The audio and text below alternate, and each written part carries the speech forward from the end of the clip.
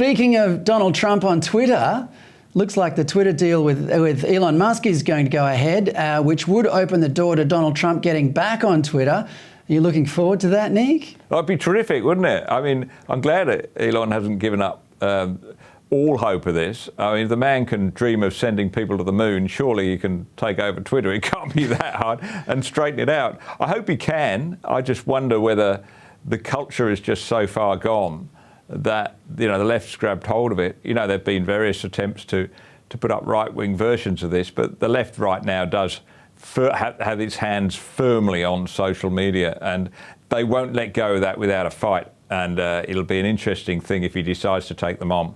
Well, speaking of feisty debates, as I discussed earlier with Alex Antich, things got a little feisty down at CPAC on the weekend, and you were in the thick of it, actually, up on the hosting or moderating a panel discussion on the afternoon, on the second afternoon. It was all reasonably civil. What I noticed mostly was that the people who heckled former Liberal Senator Nick Minchin were heckling because the party doesn't have as many people like Nick Minchin in it anymore. That's right. They were heckling him because there's not enough of him. And that's right. And Tina McQueen was on the panel, and Amanda Stoker. And we were just having a general discussion, not really about the Liberal Party, but about how we could bottle that fantastic spirit at CPAC and turn it into something meaningful.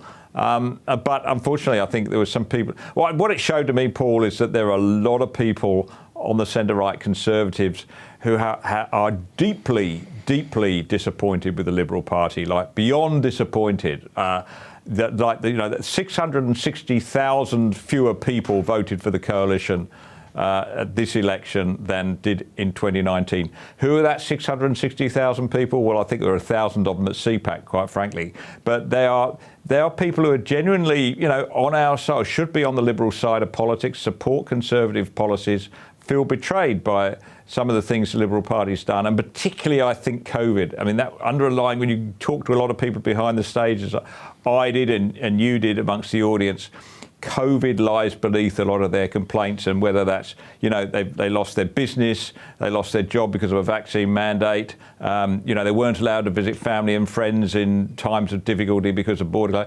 Whatever it was, there is an awful lot of unhappiness around that. And I think and Scott Morrison took the brunt of it, most of it unfairly, because it was state governments, as you know, did much of this stuff.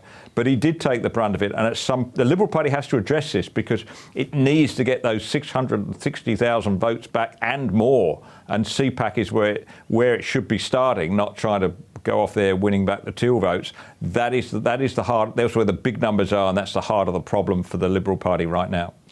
Yeah, I'd say one of the reasons things got a little emotional on that afternoon was that you followed soon after a presentation by Topher Field, the filmmaker behind Battleground Melbourne, and that was a very emotional moment. And I think, the sort of the combination of the two was a little unfortunate.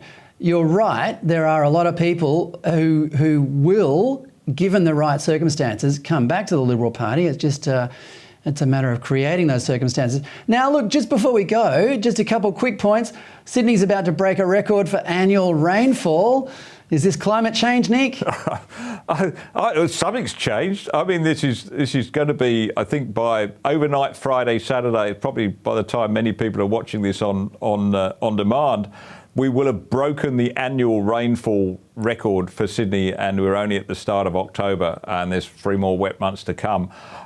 It's been exceptionally wet, 3 La Niñas in a row. Something is if it is climate change, it's certainly not the climate change, of course, our friend Tim Flannery was predicting when he said it would never rain in Sydney again and the dams would never fill.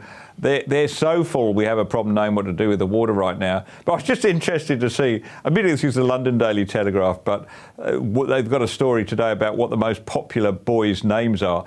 The most popular boy's name right now is Noah. And living in this rain in Sydney, I can understand that.